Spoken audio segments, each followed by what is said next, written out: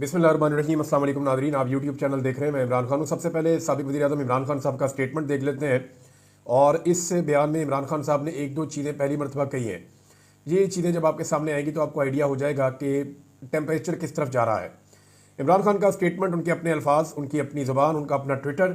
वो ये कहते हैं कि अर्दली हुकूमत जुडिशल कमीशन के क़याम से मुसलसल इसलिए भाग रही है क्योंकि ये जानते हैं कि 9 मई का वाक़या खुद एस्टेब्लिशमेंट ने करवाया था।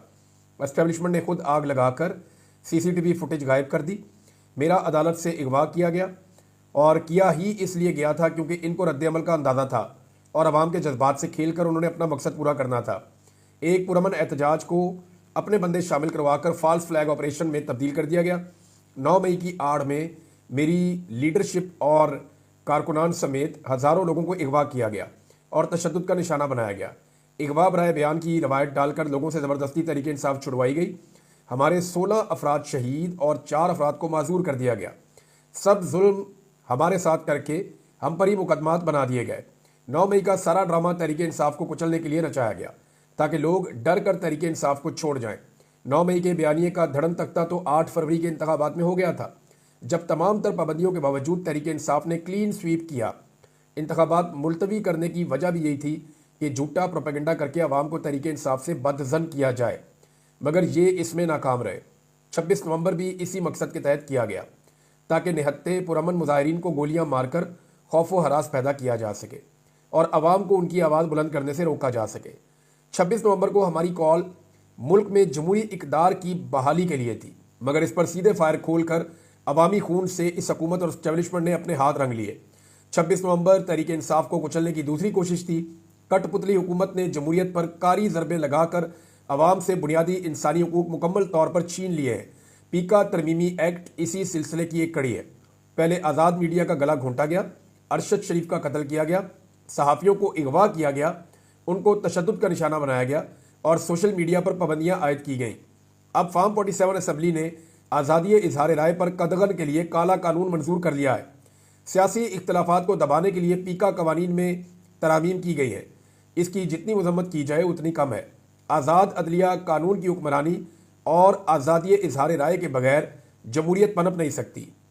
इस जाली असम्बली ने सवाए जमहूरियत पर हमले के कवानीन मंजूर करने के और कुछ नहीं किया।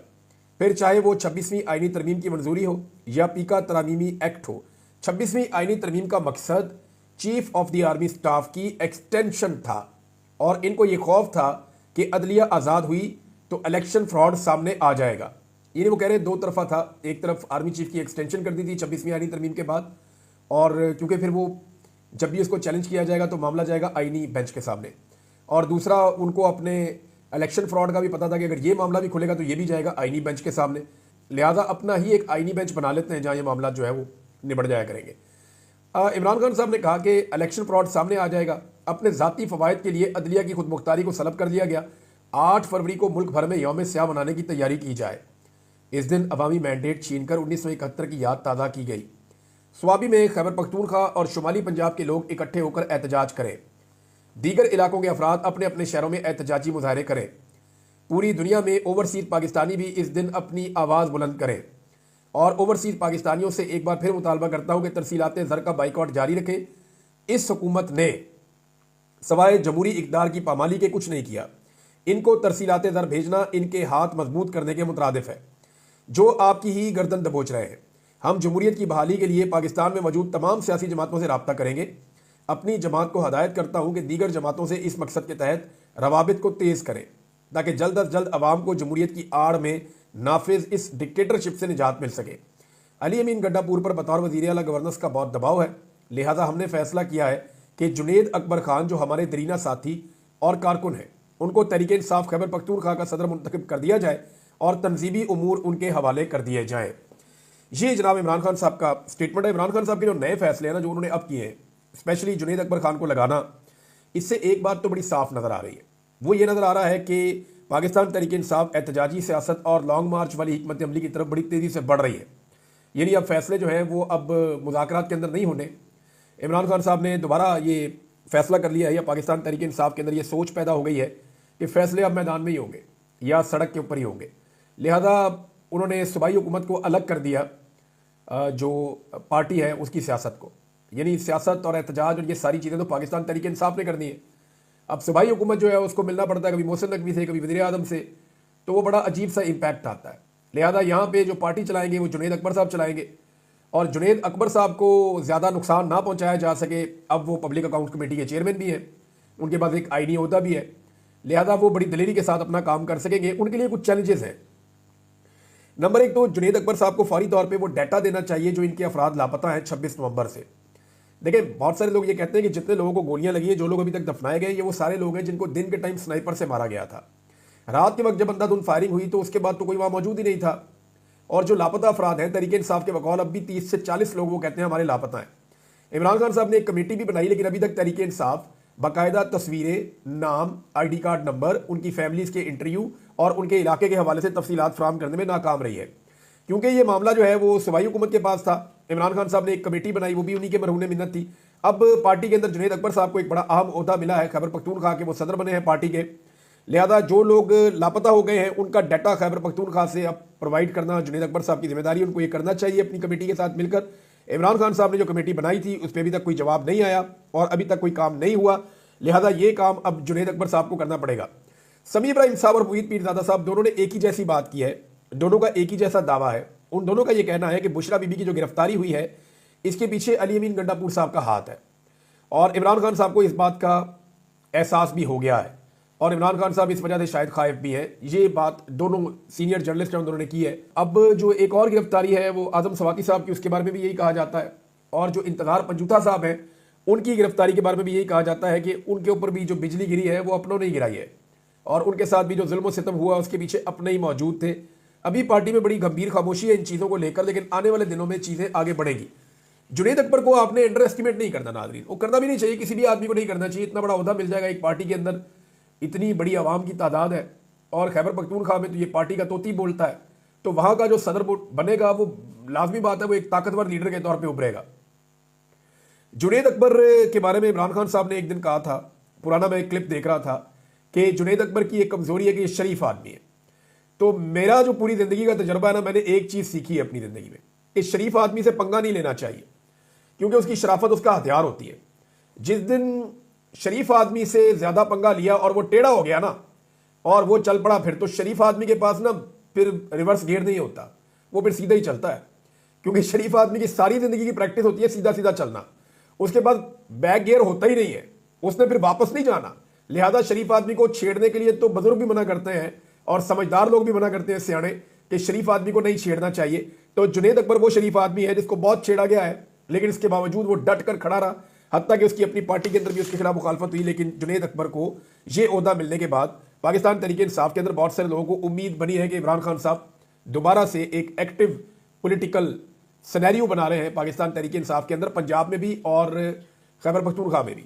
पंजाब में जैसे ही उनका नाम आया आलिया हमदा साहिबा का, तो उनकी एक्टिविटीज़ भी शुरू हो गई और उन्होंने रावलपिंडी में एक मीटिंग भी की है। और अब जो 8 फरवरी के हवाले से इमरान खान साहब का पैगाम है कि एक एहतजाजी दिन मनाया जाएगा, यौम स्याह मनाया जाएगा। पूरी पार्टी 8 फरवरी की तैयारी कर रही है। 8 फरवरी को पाकिस्तान तहरीक इंसाफ एक मोमेंटम पकड़ेगी और इस मोमेंटम को उन्होंने आगे लेकर जाना है। अब देखना यह है कि क्या 8 फरवरी को दोबारा से पाकिस्तान की हुकूमत उसी तरह कंटेनर लगाएगी, उसी तरह आंसू गैस चलाएगी, उसी तरह रबड़ बुलेट चलाएगी, उसी तरह लोगों की चादर और चार दीवारी का तकद्दुस पामाल करेगी, उसी तरह खवातीन और बच्चों को हिरासा करेगी, या जो बाइडन के जाने के बाद पाकिस्तान की हुकूमत की पॉलिसी बदल जाएगी। ये टेस्ट आपको 8 फरवरी को पता चल जाएगा कि पाकिस्तान का जो रिजीम है इस वक्त, एस्टेब्लिशमेंट और हुकूमत का जो गठजोड़ है, ये क्या करता है, या मिलिट्री बैक्ड गवर्नमेंट जो है पाकिस्तान में, ये किस तरह से अब 8 फरवरी के मामले में पाकिस्तान तहरीक इंसाफ को कुचलने की कोशिश करती है। बहरहाल जिस तरह इन्होंने साहबजादा हामिद रजा साहब के मदरसे के ऊपर अटैक किया है, वो अटैक असल में जो मुज़ाकरात हो रहे थे उनके ऊपर एक ड्रोन हमला साबित हुआ है। ये बात जो है अली मोहम्मद खान साहब ने भी की है, और ये ऑब्वियस है, ये कॉमन सेंस की बात है कि जब मुज़ाकरात चल रहे हैं तो जो शख्स मुज़ाकराती कमेटी का हिस्सा है और उसके अंदर एक बड़ा की रोल है उस आदमी का, आप उसके वो प्रेस कॉन्फ्रेंस करना चाहता है, आप पुलिस का भारी नफरी भिजवा के एक छापा मार देते हैं, तो इसका मतलब यह है कि आप नहीं चाहते कि मुज़ाकरात आगे चले। और वो छापा पड़ा है फैसलाबाद में, जहां मरियम नवाज की हुकूमत है। तो मरियम नवाज और नवाज शरीफ तो घर बैठ के प्लान करते हैं ना कि आज क्या करना है। लिहाजा मियां नवाज शरीफ साहब को ये मुज़ाकरात सूट तो करते नहीं है, क्योंकि इस छापे से पहले शहबाज शरीफ, नवाज शरीफ और मरियम नवाज की एक मीटिंग भी हुई थी, जो रिपोर्ट भी हुई थी। छुट्टी वाले दिन, और उसके बाद फिर ये छापा पड़ गया और उस छापे के बाद जो है मुज़ाकरात फारिग हो गए। अब मौजूदा हुकूमत भी इस वक्त मोहसिन नकवी के दौरे अमेरिका को डिसओन कर रही है। देखिए, मोहसिन नकवी की जो नाकामी है वो तो आलमी मीडिया की जीनत भी बन गई है। वॉइस ऑफ अमेरिका की रिपोर्ट भी आ गई है, बहुत सारे जो जर्नलिस्ट हैं, सीनियर गैर मुल्की सहाफ़ी, वो भी इसके ऊपर बात कर रहे हैं कि ये कैसा वज़ीर दाखिला है जो एक मिशन पे आया अमेरिका में, और जिस आदमी को वो मिलता है मिशन उल्टा हो जाता है और वो आदमी इसके मुखालिफ के साथ खड़ा हो जाता है। इमरान खान को किसी से बात करने का मौका नहीं मिल रहा, लेकिन इमरान खान के मुखालिफिन जो हैं वो बात करने के बावजूद भी नाकाम हो रहे हैं और ओवरसीज पाकिस्तानियों को कामयाबी हो रही है। अभी एक प्रोग्राम और हुआ पाकिस्तान तहरीक इंसाफ का और अमेरिका में, जिसमें मुईद पीरज़ादा को मैंने सुना, वजाहत साहब को सुना, मैंने डॉक्टर शहबाज गिल को सुना, और उसमें कुछ गैर मुल्की और कुछ तंजीमें थी इंसानी हकूक़ की और कुछ ओवरसीज़ पाकिस्तानी थे। तो वो बड़ी तेज़ी से अमेरिका में अपने प्रोग्राम कर रहे हैं। आने वाले दिनों में अमेरिका से 2 सरप्राइज़ आपको मिलने वाले हैं। एक सरप्राइज़ आपको जल्दी मिल जाएगा, यानी आप ये समझें कि अगले 10-12 दिन के अंदर, और दूसरा सरप्राइज़ आपको लगभग 1 महीना लग जाएगा। लेकिन वो सरप्राइज़ इतना तगड़ा है कि पाकिस्तान की एस्टेब्लिशमेंट के और हुकूमत के जो है वो एक दफ़ा फिर कांपे टांग जाएगी और उनके लिए मुसीबत बन जाएगी।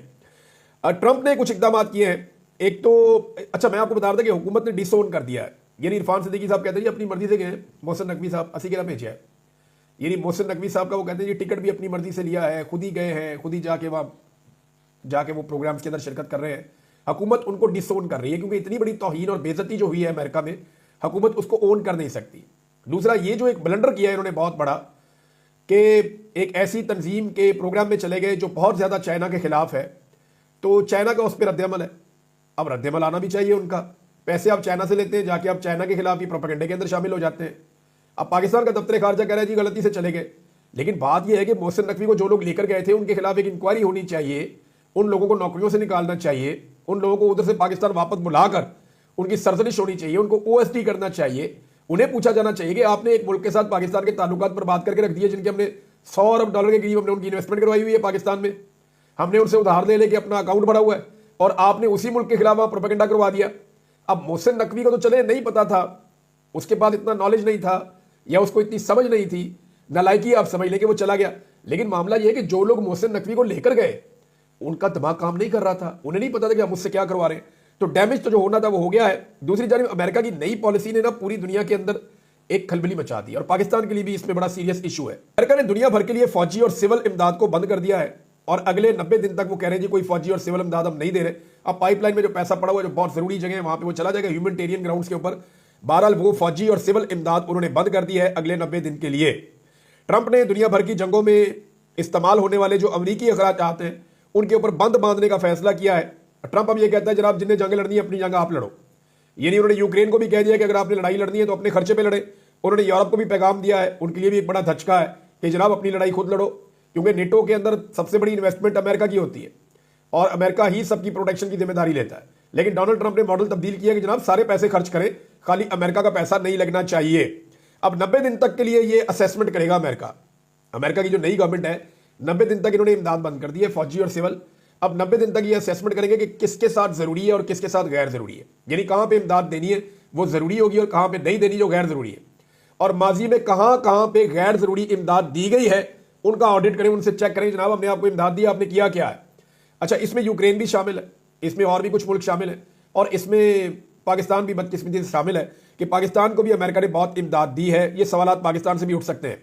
अब पाकिस्तानी जो इस वक्त रजीम है, हुकूमत है, उसको फौरी तौर पर यूरोप और अमेरिका में अपना इमेज बहुत जल्दी बेहतर करना पड़ेगा ताकि उनकी इमदाद बहाल हो सके, क्योंकि अगर इमदाद बहाल ना हुई तो पाकिस्तान का बड़ा नुकसान होगा। पाकिस्तान इस वक्त अमेरिकी इमदाद का मोहताज है और पाकिस्तान को ये इमदाद चाहिए, अगर नहीं मिलती तो पाकिस्तान को डैमेज होगा। अब डिपेंड करता है कि पाकिस्तानी हुकूमत इस मामले को कैसे डील करती है। तहरीक इंसाफ नाजरीन आज के दिन में कुछ व्हाइट पेपर जारी करने जा रही है और एक हफ्ते के अंदर अंदर वो एक डॉक्यूमेंट्री लेकर आ रहे हैं कि रजीम चेंज ऑपरेशन के बाद से लेकर अब तक क्या हुआ, मीडिया के साथ क्या हुआ, सियासी कारकुनों के साथ क्या हुआ, पाकिस्तान तहरीक इंसाफ के साथ ओवरऑल क्या हुआ, किस तरह से इलेक्शन करवाया गया, किस तरह से 9 मई हुआ, किस तरह से 26 नवंबर हुआ। तो वो एक कंप्रीहेंसिव किस्म की डॉक्यूमेंट्री बना रहे हैं और जब ये डॉक्यूमेंट्री बन जाएगी तो ये इंसानी हकूक की तंजीमों को बुलाकर एक इजलास करने वाले हैं इस्लामाबाद में और इन तमाम तंजीमों के हवाले किया जाएगा इस डॉक्यूमेंट्री को, ना सिर्फ पाकिस्तान में बल्कि पाकिस्तान के बाहर भी, जिसके लिए इमरान खान साहब ने एक 15 रुकनी कमेटी बनाई है। मेरी इंफॉर्मेशन के मुताबिक 1-2 लोगों ने मुझे बताया कि इसमें मजीद लोग भी शामिल किए जाएंगे, क्योंकि इसमें अभी यूरोपियन चैप्टर जो है पाकिस्तान तहरीक इंसाफ का वो मिसिंग है, इसमें कनाडा मिसिंग है, इसमें जो है वो ऑस्ट्रेलिया, जापान और बहुत सारी जगहों पे जो लोग हैं उनको भी एक्टिवेट किया जाएगा और उनको भी शामिल किया जाएगा। जितनी बड़ी कमेटी होगी उतनी इफेक्टिव होगी, उतना तेजी से काम करेगी और ये अपने अपने मुल्क में जितने वहां पे पॉलिटिशियंस हैं या बड़े ग्रुप हैं या इंसानी हकूक की तंजीमें हैं, ये उन सब के साथ शेयर की जाएगी डॉक्यूमेंट्री। तफसीली काम हो रहा है डॉक्यूमेंट्री के ऊपर और आने वाले दिनों में आप ये चीज देख लेंगे। जो आलमी तंजीमें हैं उन्होंने भरपूर आवाज उठाना शुरू कर दी है। जो पीका ऑर्डिनेंस पाकिस्तान में लाकर भी नाफिज किया गया, लेकिन ये ऑर्डिनेंस तो वही है। मैं हमेशा से सख्त कवानीन का हामी रहा हूं, लेकिन कवानीन बनाए ना, आप 2 नंबरी तो ना करें। ये तो कानून ही नहीं है, ये तो इन्होंने अजीबोगरीब काम कर दिया। पकड़ के सांस लेने पर इन्होंने पाबंदी लगा दी है और इसका जो इतलाक है वो भी इनकी मर्जी से होगा। यदि दिल कर रहा हो उसको पकड़ना है तो कोई भी बहाना लगा के उसको उठा लेंगे और वो बंदा बेचारा बेल भी नहीं करवा सकेगा। इनका पूरा का पूरा सिस्टम ये रकमाल बनाने जा रहे हैं, किसी अदालत में भी आपको रिलीफ नहीं मिल सकता। तो इसलिए सहाफती तंजीमें जहां आवाज उठा रही हैं, आलमी तंजीमें जहां आवाज उठा रही हैं, वहीं एमनेस्टी इंटरनेशनल का एक स्टेटमेंट आया है, इंसानी हकूक कमीशन का एक स्टेटमेंट आया है, फ्रीडम नेटवर्क का एक स्टेटमेंट आया है और एक दर्जन भर और तंजीमें हैं जिन्होंने इसके बारे में बातचीत शुरू कर दी है। पीका ऑर्डिनेंस की हुकूमत ले तो आई है, लेकिन इनके गले की हड्डी बन गई है और आने वाले वक्त में ये इन्हीं के खिलाफ इस्तेमाल होगा। ये हो ही नहीं सकता कि कोई गड़ा खोदे और वो उस गड़े के अंदर खुद से ना गिरे। ये मैंने होता हुआ नहीं देखा कभी, ये फिर ये ऐसे ही होगा। IMF ने एक दफा फिर पाकिस्तान को डूम और कह दिया है और 3 शोबों के दौरान कहा जी, पानी के शोबे में, तवानाई के शोबे में और ये जो रेवेन्यू कलेक्शन है या महसूलात आप इकट्ठे करते हैं, टैक्स कलेक्शन, इसके अंदर मजीद इस्लाहात लेकर आए। यानी अब मजीद इस्लाहात के नाम के ऊपर मजीद महंगाई आएगी और जब मजीद महंगाई आएगी तो ये हुकूमत और टिकटॉकर्स खड़े होकर ये कहेंगे देखें जी महंगाई कंट्रोल हो गई है, महंगाई कम हो गई है। ये महंगाई कम नहीं होती, महंगाई के बढ़ने की शरह कम हो जाती है। यानी पहले 40% की शरह से बढ़ रही थी, अब 10% की शरह से बढ़ रही है, लेकिन बढ़ रही है, कम नहीं हो रही। मवाजना करना है तो ऐसे करना चाहिए कि इमरान खान साहब के दौर में फलां चीज की कीमत क्या थी और आज फलां चीज की कीमत क्या है। नाज़रीन, जस्टिस मंसूर अली शाह साहब ने एक खत लिखा है और ये बड़ा इंपॉर्टेंट है। मैंने आपको 1-2 चीजें और बतानी है, वो भी बड़ी अहम है, लेकिन पहले जस्टिस मंसूर अली शाह साहब का जो लेटर है वो आप देख लीजिए। जस्टिस मंसूर अली शाह साहब का रजिस्ट्रार के खिलाफ तौहीन अदालत केस में इंट्रा कोर्ट अपील के बेंच पर एतराज आ गया है। उन्होंने जजेस कमेटी को खत लिख दिया है। जस्टिस जमाल मंदोखेल और जस्टिस मोहम्मद अली मदर आईनी कमेटी का हिस्सा हैं। आईनी कमेटी ने ही हमसे मुंतकिल होने वाला केस अपने पास लगाया था, यानी जिनके खिलाफ केस किया है वही क्या अपना केस सुनेंगे। ये जनाब जस्टिस मंसूर अली शाह साहब ने एक लेटर लिखा, लेकिन सवाल ये पैदा होता है कि जस्टिस मंसूर अली शाह साहब को फिर तौहीन अदालत का नोटिस तो उन्हें भेजना चाहिए था जिन्होंने जुडिशियल ऑर्डर की खिलाफ वर्जी की थी। जब आप एक कमजोर फैसला करते हैं और एक एडमिनिस्ट्रेटर, एक ओहदेदार को आप पकड़ते हैं और जजेस की आप बात ही नहीं करते या आप उन्हें एक्सपोज ही नहीं करते, तो जब आप कमजोर तरीके से चलेंगे अदालत में तो फिर तो यही होगा जो मंसूर अली शाह साहब के साथ हो रहा है। पहले भी मंसूर अली शाह साहब ने कई ऐसे काम किए जिसमें वो इंतजार करते रहे कि शायद खुद ही इंसाफ हो जाएगा, लेकिन यह इंसाफ होता नहीं है, इंसाफ लेना पड़ता है। शोएब शाहीन साहब ने बताया कि सलार खान काकड़ को नमाज पढ़ने की भी इजाजत नहीं दी जाती जेल में, वजू करने के लिए, सेल से बाहर निकलने के लिए और वॉशरूम जाने की भी उनको इजाजत नहीं मिल रही। अब अंदाजा करें आप किस तरह का जुल्म और जबर किया जा रहा है। ये सलार खान काकड़ जो है बलूचिस्तान के नौजवान है, वहां से इलेक्शन जीते हुए फॉर्म 45 के मुताबिक, लेकिन जाली फॉर्म 47 पे इनके मुखालिफ को जितवा दिया गया जिसके वोट इनसे नहायत कम थे। अब सलार खान काकड़ जो है वो बलूचिस्तान से एहतजाज करने आए थे और ये सियासी कारकुन है, ये हथियार उठाकर नहीं आ रहे, ये सियासी कारकुन है, नारा लगा रहे हैं, प्ले कार्ड उठा रहे हैं, एहतजाज कर रहे हैं। ये रिट ऑफ द गवर्नमेंट को भी मानते हैं। ये वो लोग हैं जो जमहूरियत में बिलीव करते हैं, लड़ाई में बिलीव नहीं करते। तो जो नौजवान जमहूरियत के साथ खड़े हैं उनके साथ भी रियासत अगर वही सलूक करेगी तो रियासत बलूचिस्तान में पैगाम क्या देना चाहती है। सलार खान काकड़ को बिला वजह जो है वो निशाना बनाया जा रहा है, टारगेट किया जा रहा है, क्योंकि उन्हें आइडिया है कि बलूचिस्तान में मकबूल आदमी है और वहां पे ये अगली मरतबा भी इलेक्शन जीतेंगे और ये बलूचिस्तान के अंदर तहरीक को आगे लेकर जाएंगे, लिहाजा इनको निशाने इबरत बनाने की कोशिश की जा रही है। एक और गवाही आ गई नाज़रीन, आफ्ताब शेरपाव, उन्होंने कहा जी इमरान खान के खिलाफ अदम एतमाद लाना सबसे बड़ी गलती थी, अब उसका मुकाबला कैसे किया जाए किसी को कुछ समझ नहीं आ रही, अनकंट्रोलेबल हो चुका। अब तक के लिए इतनी, अपना ख्याल रखिएगा, अपने चैनल का भी। अल्लाह हाफ़िज़।